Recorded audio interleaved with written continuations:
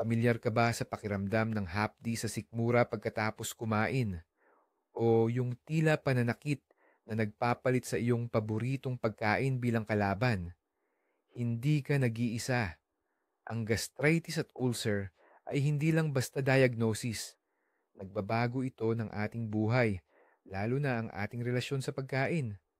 Pero, paano kung sabihin ko sa iyo na pwede kang kumain ng masarap, busog ka, at kasabay nito'y pinapakalma mo ang iyong tiyan imbes na iritahin?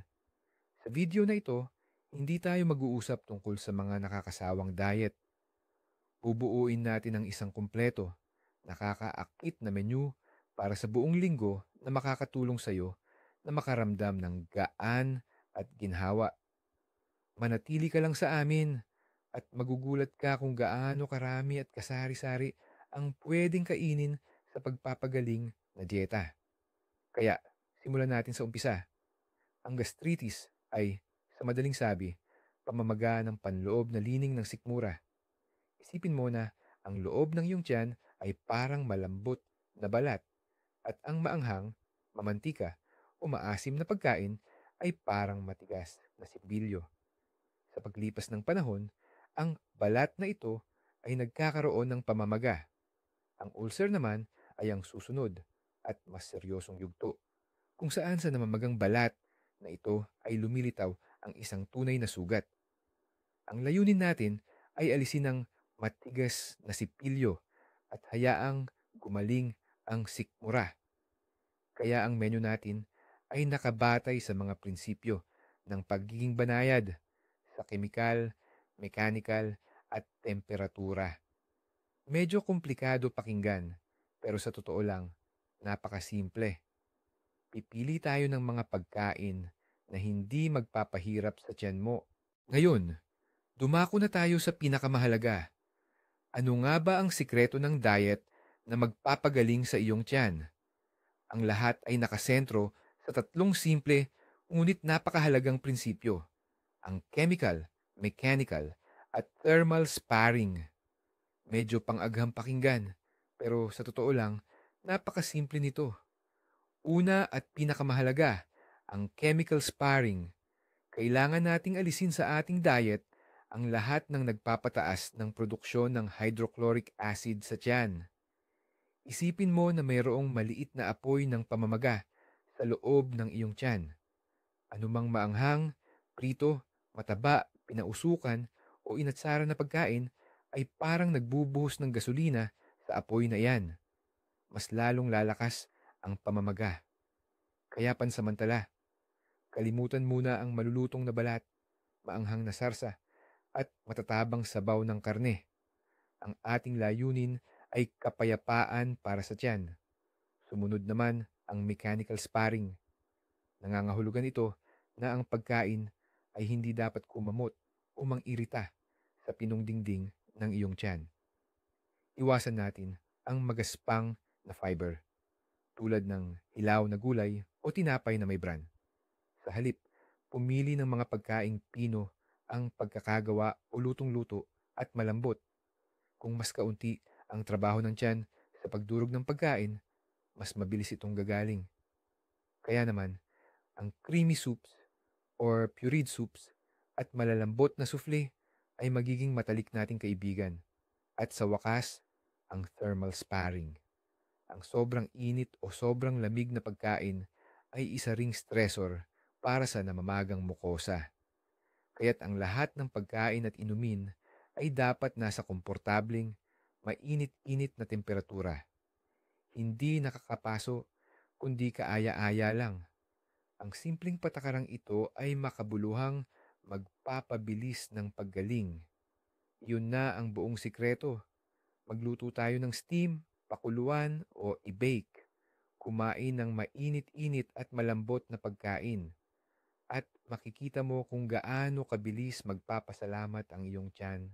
Ngayon, pag-usapan natin ang isa sa mga pinakapopular na paniniwala na ipinasa mula sa henerasyon hanggang sa henerasyon. Ano ang karaniwang unang payo kapag sumasakit ang tiyan o sikmura? Tama, uminom ng isang basong maligamgam na gatas. Sa simula, Tila ito ang perpektong solusyon. Malambot sa sikmura, nakakapagbalot at nagbibigay ng agarang ginhawa. Nararamdaman mo na humuhupa ang sakit at akala mo natagpuan mo na ang iyong solusyon. Ngunit dito nakatago ang isang malaking bitag. Ang nakakapagpahupang epektong ito ay pansamantala lamang. At dito na magsisimula ang pinakamahalagang bahagi. Ang gatas ay mayaman sa protina at calcium. Ang mga sustansyang ito ay kabilang sa mga pinakamabisang pampasigla sa produksyon ng asido sa tiyan. Upang matunaw ang mga ito, napipilitan ng iyong tiyan na maglabas ng bago at mas marami pang hydrochloric acid. Ito ang tinatawag ng mga doktor na acid rebound o acid ricochet. Kaya sa simula ay makakaranas ka ng panandaliang ginhawa. Ngunit pagkaraan ng 1 hanggang 1.5 oras, ang sakit at heartburn ay maaaring bumalik ng mas matindi. Ibig sabihin ba nito ay ganap ng ipinagbabawal ang gatas? Hindi naman sa ganoon. Huwag lang itong inumin ng puro, lalo na kung walang laman ang sikmura. Iyan ang dapat iwasan. Ngunit ang pagdaragdag ng kaunting low-fat na gatas sa lugaw, paggawa ng steamed omelette o paggamit nito sa milk dessert ay lubos na katanggap-tanggap. Ang mahalaga ay malaman ang tamang dami at tandaan na bilang isang first aid o agarang lunas, ang gatas ay maaaring makapagdulot ng mas malalang problema. Tara na't simulan ng linggo natin ng masarap at malusog. Ang Lunes ay araw para pahingahin ang ating sikmura pagkatapos ng posibleng pagpapakasasa sa pagkain nitong nakaraang weekend.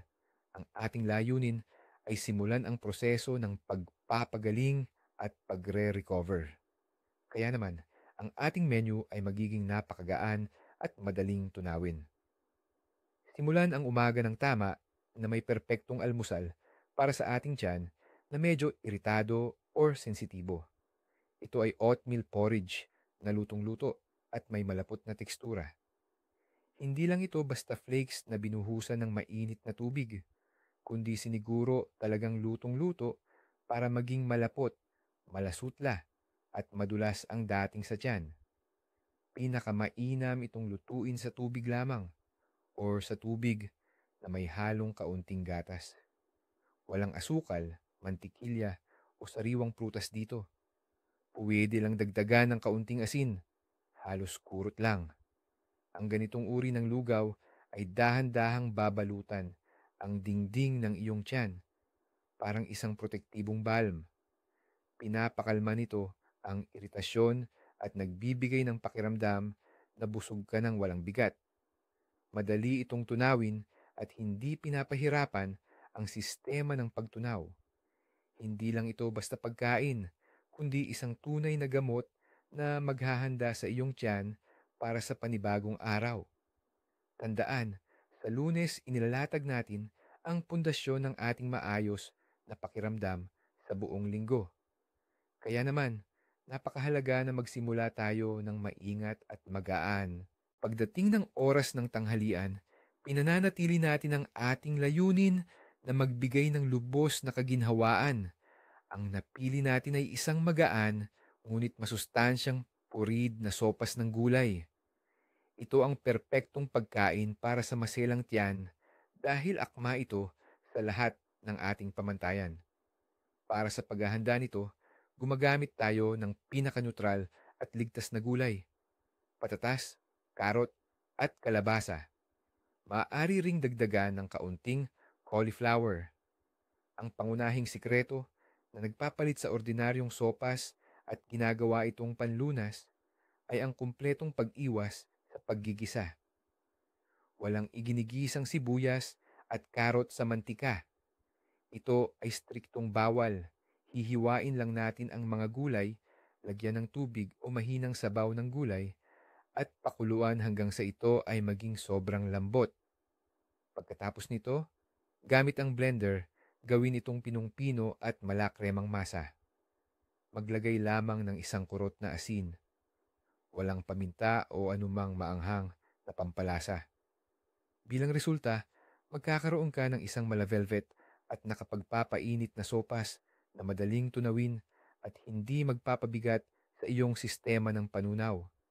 Nagbibigay ito ng sapat na bitamina at hibla sa pinakamalumanay na paraan para itong mainit na yakap para sa iyong tiyan mula sa loob na nakakatulong magpakalma at ipagpatuloy ang proseso ng paggaling. Tinatapos natin ang unang araw ng ating pagpapagaling sa isang hapunan na sadyang angkop para sa ating katawan. Marami ang naniniwala na dapat kaunting-kaunti lang ang kainin sa gabi. Pero ang totoo, kailangan ng ating katawan ng sapat na sustansya para sa paggaling at pagpapagaling sa buong magdamag. At ang pinakaimportante sa mga ito ay ang madaling matunaw na protina. Kaya naman, ang napili nating hapunan ay pinasingaw na chicken patties kasama ang pinong-pino at malambot na mashed potato. Bakit steam o pinasingaw? Well, kalimutan na ang kawali at mantika. Ang pagpapasingaw ang pinakamahinahon na paraan ng pagluluto. Sa pamamagitan nito, naluluto ang karne habang napananatili ang natural nitong katas at lambot. At ang pinakaimportante, hindi ito nagkakaroon ng matigas at malutong na balat na pinirito, na siyang lubos na nakakairita sa ating sikmura. Para sa ating chicken patties, ang ginagamit natin ay ang pinakamababa sa taba at pinakadietary na karne, ang dibdib ng manok. Mas mainam na ipadoble giling ang karne para mas maging malambot at pino. At tandaan, huwag lagyan ng sibuyas, bawang o anumang pampalasa. Kaunting asin lang ang kailangan. Ang perpektong pampares sa mga patis na ito ay ang napakakagaan at malambot na mashed potato. Ito ay niluluto sa tubig o sa pinaglagaan ng patatas nang walang anumang dagdag na mantikilya. Durugin itong mabuti hanggang maging makinis at walang buo-buo. Ang hapunan na ito ay siguradong nakakabusog, balanse, at higit sa lahat, ligtas sa tiyan. Nakakabusog ito nang hindi ka bibigyan ng pakiramdam ng kabigatan at binibigyan ang katawan ng lahat ng kailangan nito para sa pag-recover at pagbabagong buhay habang natutulog. Martes na at maaari nating bigyan ng dagdag na pagkakaiba ang ating diet sa pagpapakilala ng isang bagong, napakahalagang pagkain. Ang tinutukoy natin ay isda, ngunit syempre, hindi kahit anong uri ng isda. Ang matatabang isda, maaalat o inihaw, smoked, tulad ng kabalya, mackerel, o silinyasi, herring, ay mahigpit pa ring ipinagbabawal. Ang pipiliin natin ay ang mga payat na uri ng puting isda, hake, polok, cod, or pike perch. Ang isda ay isang napakagandang pinagmumula ng madaling tunawin na protina na mas madaling matunaw kaysa sa pulang karne. Mayroon din itong mga benepisyong omega-3 fatty acids na may anti-inflammatory effect. Ang paraan ng pagluluto ay dapat pa ring maging maingat at malumanay. Ang perpektong opsyon ay ang paggawa ng malambot na fish soufflé na niluto sa steamer. Para rito, ang nilagang filet ng isda ay dinudurog sa blender, hinahalo sa puti ng itlog, at pagkatapos ay niluluto sa steamer. Ang resulta ay isang magaan at halos lumulutang na ulam. Bilang alternatibo, maaari lang pakuluan ang isang piraso ng filet o lutuin ito sa steamer. Sa isda, perpektong ipares ang nilagang kanin o mashed potato. Ang ganitong uri ng tanghalian o hapunan ay hindi lamang magdaragdag ng iba't ibang putahe sa inyong menu, kundi magpapayaman din sa katawan ng mahahalagang sustansya na kailangan para sa paggaling ng lining ng tiyan nang hindi nagdudulot ng anumang labis na stress o pabigat. Paano naman ang matatamis? Kapag masakit ang tiyan, madalas naiisip natin na bawal ang lahat ng dessert at prutas. Pero isa lang itong maling paniniwala na ating itutuwid ngayon. Ang lubos na pag-iwas sa prutas ay hindi lang hindi kinakailangan, kundi nakakasama pa. Dahil ito ang pinagmumula ng bitamina at pectin na tumutulong sa pagtunaw ng pagkain. Ang mahalaga ay ang pagpili ng tamang prutas at tamang paghahanda nito. Una, iwasan muna natin ang mga maasim na uri. Walang dalandan, grapefruit, kiwi o maasim na mansanas. Ang pipiliin natin ay ang matatamis at hinog na prutas, saging, peras, at matatamis na uri ng mansanas. Pangalawa, at ang pinakamahalaga, iwasan ang mga sariwang prutas. Ang hilaw na fiber ay masyadong magaspang para sa namamagang lining ng ating sikmura. Kaya ang solusyon natin ay ang pagbebake. Ang perpekto at lubos na ligtas na dessert ay ang inihurnong mansanas. Alisin ang buto sa gitna, pwedeng lagyan sa loob ng kalahating kutsarita ng pulot-pukyutan, honey, kung walang allergy, at ilagay sa oven hanggang sa ganap na lumambot. Habang niluluto sa oven, ang magaspang na fiber ay lumalambot at ang pectin naman ay mas nagiging aktibo. Ang mansanas na ito ay nagiging malambot, mabangong pure na dahan-dahang bumabalot sa dingding ng tiyan, nagpapabuti sa paggalaw ng bituka, at nagbibigay ng masarap na tamis ng walang masamang epekto. Ito ang patunay na ang dieta ay pwede at dapat maging masarap. Kalagitnaan na ng linggo, Miyerkules. Ngayong araw, pagtuunan natin ng pansin ang mga butil o grains. Ang lugaw o sinigang na butil ay pundasyon ng diet, lalo na para sa may issue sa digestive system. Pero, mayroon din itong mga partikular na detalye. Ang kailangan natin ay hindi lang basta ordinaryong lugaw, kundi yung sobrang luto at malambot na. Nagbibigay ang mga ganitong lugaw ng pangmatagalang kabusugan at enerhiya nang hindi pinipilit ang tiyan na magtrabaho ng husto para tunawin ang pagkain. Ang perpektong pagpipilian, pang-almusal o pangtanghalian ay ang pinong-pinong lugaw na buckwheat. Ang ordinaryong buckwheat ay pakukuluan natin sa tubig hanggang sa lumambot na lumambot. Pagkatapos, para sa sukdulang kinis at lambot, ay idadaan sa salaan o ibe-blender. Nagiging parang light cream ang ganitong lugaw na walang matigas o magaspang na partikula. Isa pang napakagandang option na pwede pangang panghimagas ay ang rice pudding. Para dito, gagamit tayo ng bilog na bigas, yung madaling lumambot kapag niluto. Lulutuin natin ito sa gatas na hinaluan ng tubig hanggang sa halos maging parang cream. Pwede tayong maglagay ng kaunting vanilla para sa bango, pero iwasan ang asukal. Ang bigas ay may mahusay na kakayahang sumipsip, parang hinihigop nito ang sobrang asido at mga lason. Ang mga pagkaing ito ay parang tunay na ginhawa para sa tiyan.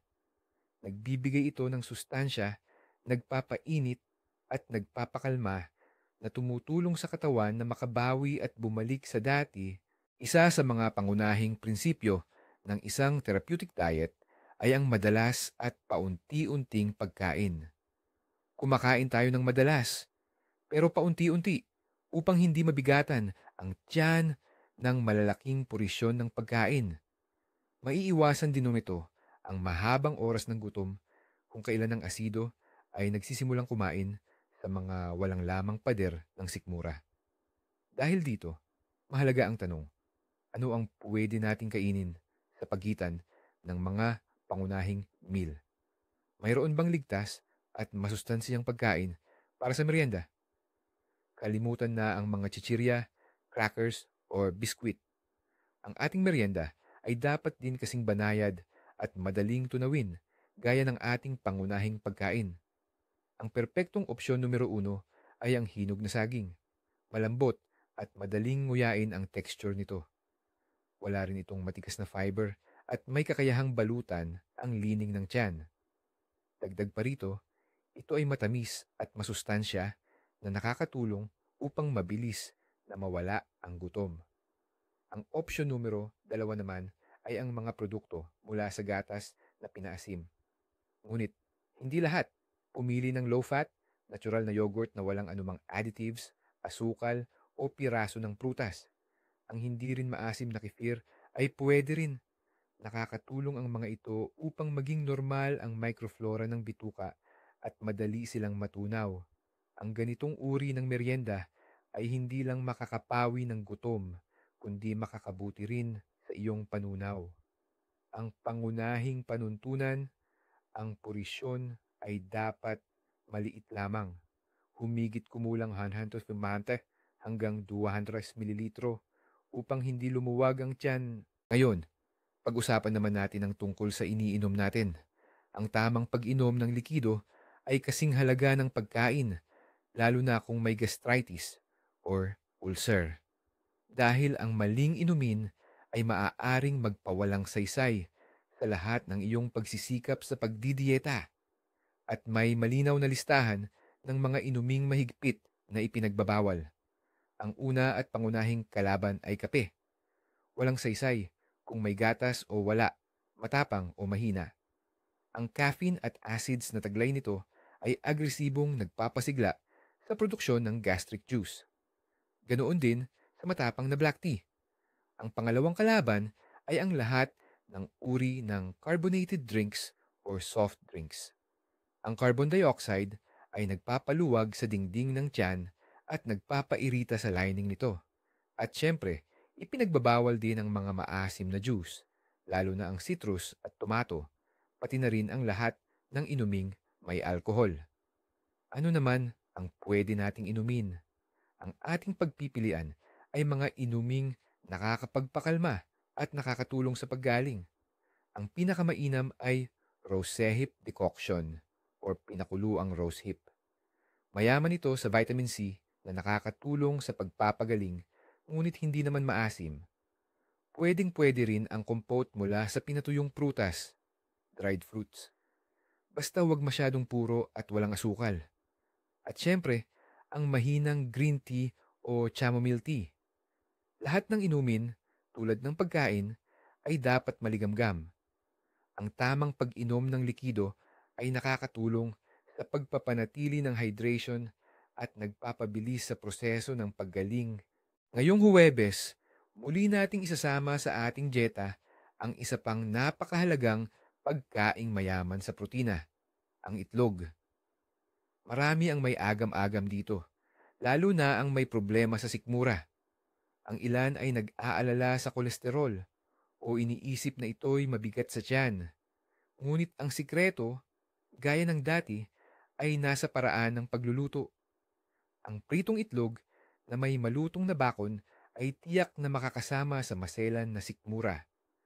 Ngunit ang itlog na inihanda ng maayos ay tunay na gamot. Ang puti ng itlog ay itinuturing na perpektong protina. Halos 100% itong sinisipsip ng katawan at naglalaman ng lahat ng mahahalagang amino acid na kailangan para sa pag-regenerate ng mga tissue, pati na rin ang lining ng sikmura. Ang pinakamainam at pinakaligtas na opsyon ay ang steamed omelette. Ihanda ito gamit ang isa o dalawang itlog, maaaring sa tubig o sa lasaw na gatas. Walang idadagdag na mantika, keso o gulay. Simpleng batuhin ang itlog na may isang kurot ng asin at ilagay sa steamer or sa water bath. Ang resulta ay isang napakalambot, magaan at malambot na parang ulap na ulam. Ang isa pang katanggap-tanggap na option ay ang soft-boiled egg. Ibig sabihin, yung soft-boiled, kung saan nananatiling malabnaw ang pula at luto na ang puti. Sa ganitong paraan, mas madali itong maabsorb ng katawan. Ngunit ang hard-boiled o pritong itlog ay dapat iwasan dahil mas matagal itong matunaw at nagbibigay ng labis na stress sa digestive system. Pinag-usapan na natin ang tungkol sa chemical at mechanical na pangangalaga sa katawan, pero may isa pang salik na madalas hindi nabibigyan ng sapat na pansin. Ito ay ang temperatura ng pagkain. Maaaring isipin na, ano ba namang kaibahan kung anong temperatura ng sabaw o tsaa? Pero para sa isang namamagang, sensitibong sikmura, napakalaki ng kaibahan na yon. Isipin mo na nasunog ang kamay mo.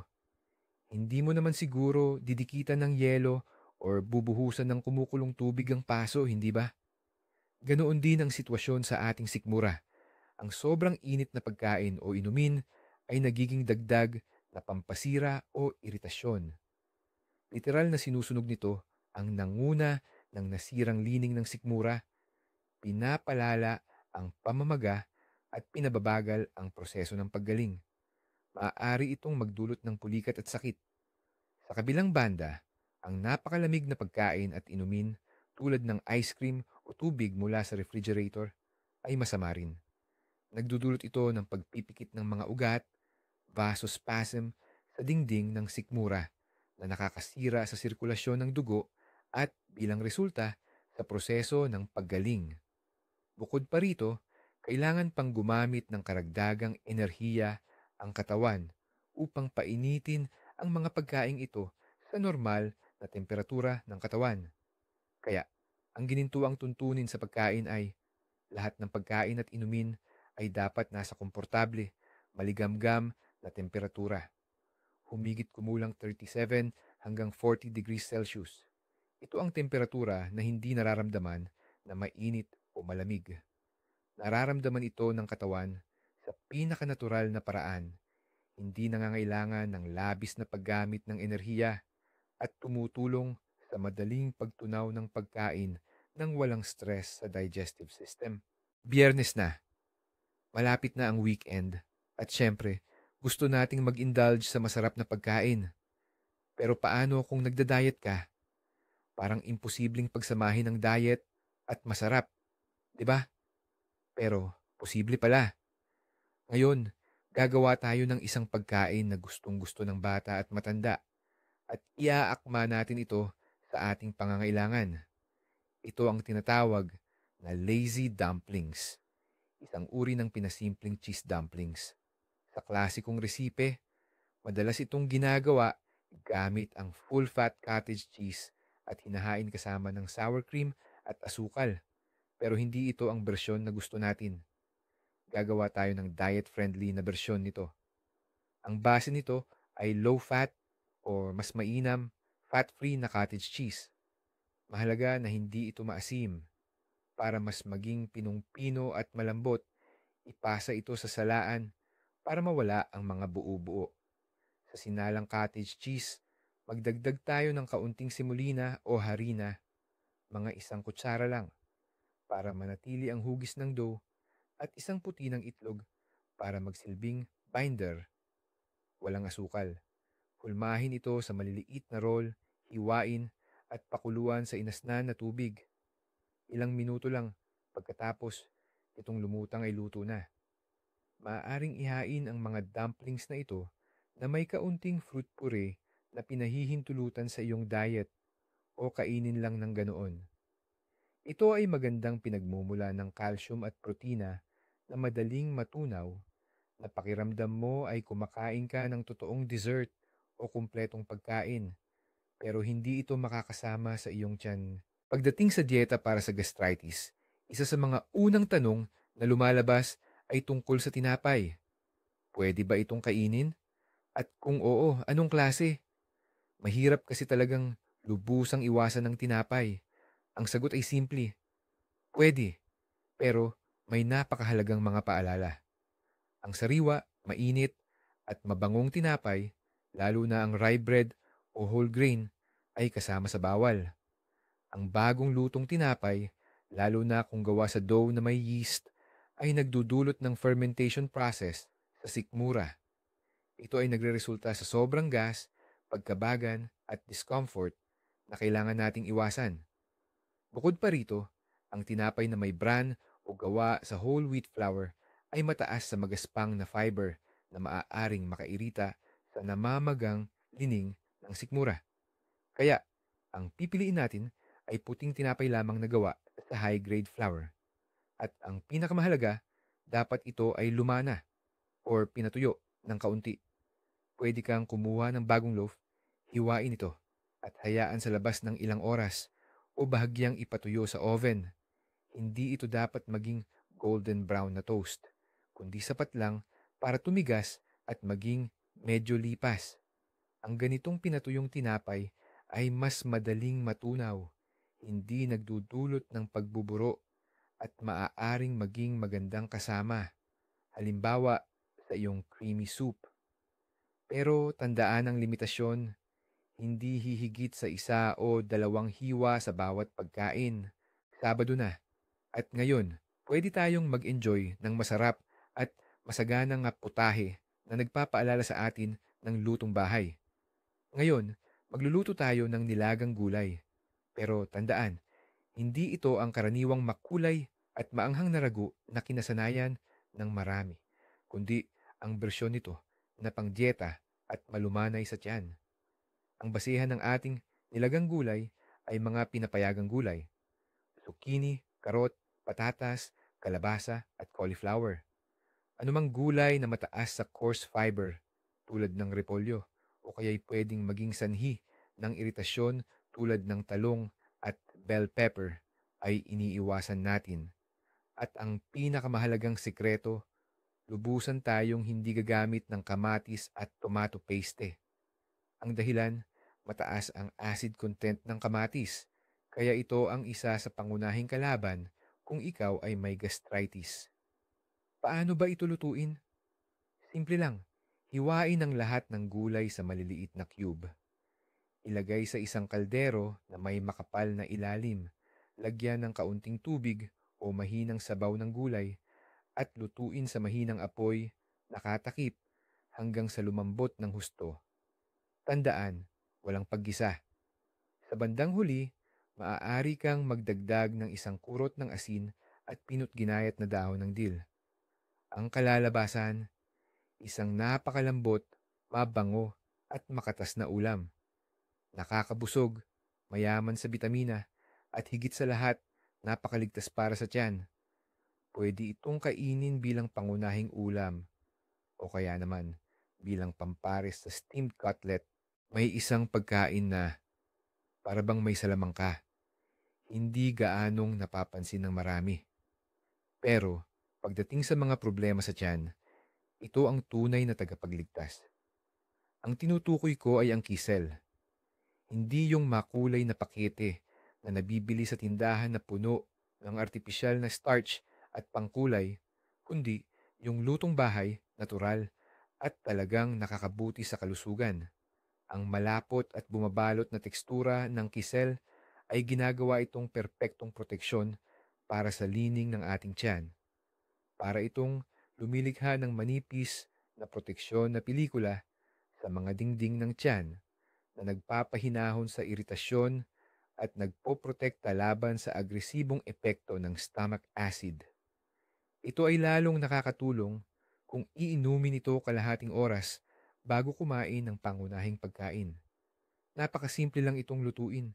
Ang base nito ay maaaring hindi maasim na kompot mula sa pinatuyong prutas, tinunaw na juice mula sa matatamis na berries, o kaya naman ay gatas. Pakuluin ang likido at dahan-dahang ibuhos ang starch na nilabnaw sa malamig na tubig habang patuloy na hinahalo. Pakuluan lang ng ilang minuto hanggang lumapot. Mas mainam na huwag na itong lagyan ng asukal. Ang ganitong uri ng mainit at malambot na kisel ay perpektong pangmeryenda o kaya naman ay bago matulog. Nakakabusog ito, nagpapahinga sa tiyan, at nakakatulong sa maayos na paggana ng digestive system. Ang linggo ay isang natatanging araw na madalas nating iniuugnay sa mga salo-salo ng pamilya. At ang pagdadyeta ay hindi dapat maging hadlang para mawala ang tradisyong ito. Kailangan lang nating maghanda ng putahe na hindi lang masarap tingnan at akma sa okasyon, kundi ligtas din at malusog. Ang perpektong pagpipilian para dito ay ang inihaw na pabo na may gulay niluto sa foil. Bakit pabo? Ang karne nito ay itinuturing na isa sa pinakamalusog. Napakababa nito sa taba, ngunit mayaman sa protina at tryptophan. isang amino acid na nakakatulong sa magandang pakiramdam. Bukod pa rito, ang pagluluto nito na binalot sa foil ay nakakatulong upang mapanatili ang buong katas ng karne nang walang idinadagdag na mantika at walang labis o nakakapinsalang pagkatusta. Para gawin ito, kumuha ng filet ng pabo, timplahan ng bahagya ng asin, at maaari ring budburan ng pinatuyong dill. Sa tabi nito, ilagay ang malalaking hiwa ng mga gulay na pinapayagan sa dieta tulad ng karot, zucchini at kalabasa. Balutin ng mahigpit ang lahat sa foil na parang isang selyadong pakite at saka iluto sa oven. Maluluto ang karne at gulay sa sarili nitong katas at magpapalitan ng masarap na aroma. Sa huli, makakatikim ka ng isang napakalambot, makatas at masarap na putahe na talagang nakakatakam tingnan. Ito ay isang magandang halimbawa kung paano ang pagkain na para sa kalusugan ay hindi lang nakakabuti, kundi maaari ding maging tunay na panghandaan. Sa buong linggo, pinag-usapan natin ang iba't ibang pagkain, ngunit may isang pangunahing prinsipyo na pundasyon ng lahat ng ating menu. Kung wala ito, kahit ang pinakatamang pagkain ay maaaring magdulot ng hindi komportable. Ang prinsipyong ito ay ang madalas na pagkain ng maliliit na porsyon. Ano ang ibig sabihin nito sa totoong buhay? Ibig sabihin, tuluyan na nating iniiwan ang nakasanayang sistema ng 3 beses na pagkain sa isang araw: almusal, tanghalian, at hapunan. Sa halip, hinahati natin ang ating pang-araw-araw na pagkain sa 5 hanggang 6 na maliliit na kainan. Ang pagitan ng bawat kainan ay hindi dapat lumagpas sa 3 hanggang 4 na oras. Bakit ito napakahalaga? Una, ang maliliit na porsyon ay hindi bumabanat sa dingding ng tiyan at hindi ito pinipilit na gumawa ng napakaraming acid ng sabay-sabay.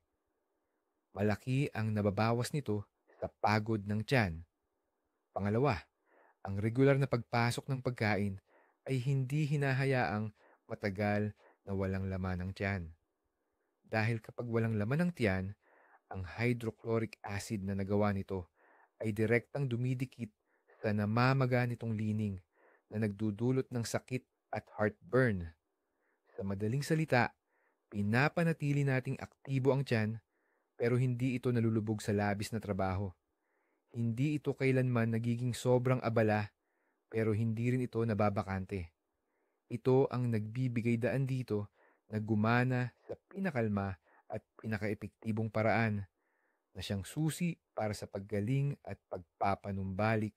May isa pang napakahalaga, ngunit madalas ay nakakalimutang aspeto ng malusog na panunaw. Labis nating pinagtutuunan ng pansin kung ano ang ilalagay sa ating plato. Pero nakakalimutan natin kung paano natin ito kinakain. Ang tinutukoy ko ay ang masusing pagnguya ng pagkain. Hindi nga nagkamali ang ating mga lola sa pagsasabing, ang pagkain ng inungkuya ng maigi ay parang kalahati na ring natunaw. At totoo yan, hindi sa tiyan nagsisimula ang proseso ng panunaw, kundi sa ating bibig pa lamang. Kapag tayo ay ngumuya, ang pagkain ay hindi lang pisikal na hinahati o dinudurog, kundi binabasa rin ng husto ng laway. At ang laway ay hindi lang basta tubig. Naglalaman ito ng mga enzyme, lalo na ang amylase, na nagsisimulang buwagin ng carbohydrates doon pa lang sa bibig.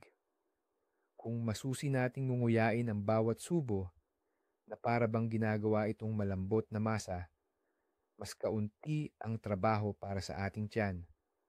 Isipin ninyong hindi malalaki at hindi masusing nginunguyang piraso ang inyong ipadadala sa tiyan, kundi isang handa na at bahagyang na prosesong masa. Dahil dito, hindi na kailangang magsayang ng labis na lakas ang tiyan at maglabas ng karagdagang asido para magawa ang trabaho. Malaki ang ibinababa nito sa pasanin ng ating tiyan. Kaya't gawin ninyong panuntunan. Huwag magmadali. Itabi ang telepono. Patayin ang telebisyon at ituon ang inyong pansin sa inyong pagkain. Nguyain ng dahan-dahan, ng buong pag-iisip, at magtataka kayo kung gaano kaganda ang pakiramdam ninyo. At narito ang pinakamahalagang prinsipyo na mas mahalaga kaysa sa anumang diet at payo. Pakinggan ang sarili mong katawan. Ang lahat ng menu na aming inihanda ay batay sa pangkalahatang prinsipyo at angkop sa karamihan ng mga taong may gastritis at ulcer. Ngunit tandaan, ang bawat katawan ay natatangi. Ang akma para sa isang tao ay maaaring magdulot ng discomfort sa iba. Halimbawa, mayroong nakakatunaw ng low-fat cottage cheese nang walang problema. Samantalang sa iba, nagdudulot ito ng bigat sa tiyan. Mayroong kumakain ng saging ng payapa, pero sa iba, nagiging sanhi ito ng paglobo ng tiyan. Ito ay ganap na normal. Kaya naman, ugaliing magtala kahit sa isip lamang ng iyong mga kinakain, parang isang food diary. Obserbahan kung paano ang pakiramdam mo pagkatapos kumain ng isang partikular na pagkain. Kung napansin mong kahit ang pinapayagang produkto ay regular na nagdudulot sa iyo ng hindi magandang pakiramdam, tulad ng sakit, heartburn, or bigat sa tiyan, pansamantala mo itong alisin sa iyong diet. Hindi mo kailangang bulag na sundin ang mga instruksyon. Ang diet ay hindi isang mahigpit na kulungan, kundi isang flexible na instrumento na iyong iniakma sa sarili mo. Ang iyong katawan ang iyong pinakamahusay na tagapayo. Palagi itong magbibigay ng senyales kung mayroong mali. Matutong pakinggan ang mga senyalis na ito at pagtiwalaan ang mga ito. Ang ganitong uri ng personal na diskarte ang siyang magpapaging tunay na nakagagaling at epektibo sa iyong nutrisyon. Pero alam nyo ba kung ano ang pinakakamangha-mangha sa lahat? Hindi palaging ang kinakain natin ang pangunahing kalaban ng ating sikmura. Kadalasan, ang pinagmumula ng paglala ng gastritis at ulcer ay ang stress. Oo, tama yan. Kapag na-stress ka, ang katawan mo ay naglalabas ng mga stress hormone na nagpapataas ng acid sa tiyan. Naiipit tayo sa isang vicious cycle.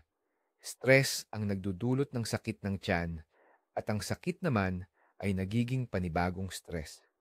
Kaya, ang tamang diet ay 50% lang ng solusyon. Ang natitirang 50% ay ang inyong kapayapaan at pagiging kalmado. Sa totoo lang, minsan mas mahalaga hindi lang kung ano ang kinakain mo, kundi paano mo ito ginagawa. Sa isang tahimik na lugar, nang hindi nagmamadali at walang hawak na cellphone, hindi lang ito basta diet, kundi pagbabago sa ating pamumuhay. Kaya, sa madaling salita, ang pagpapahinahon ng ating sikmura ay hindi nangangahulugang puro tubig at oatmeal lang ang ating kakainin. Ibig sabihin nito, pumili ng tamang pagkain, gamitin ang masarap at malusog na paraan ng pagluluto, at kumain ng may kamalayan. Ang inyong menu ay maaaring maging at dapat maging masarap at puno ng iba't ibang uri ng pagkain. Napatunayan natin na sa loob ng isang linggo, pwedeng-pwede pa rin tayong kumain ng steamed cutlets, fish souffle, baked fruits, at maging lazy vareniki. Ang importante, gawin ito ng may pagmamalasakit sa sarili. Maraming salamat sa pagtapos ng panunood ng video na ito.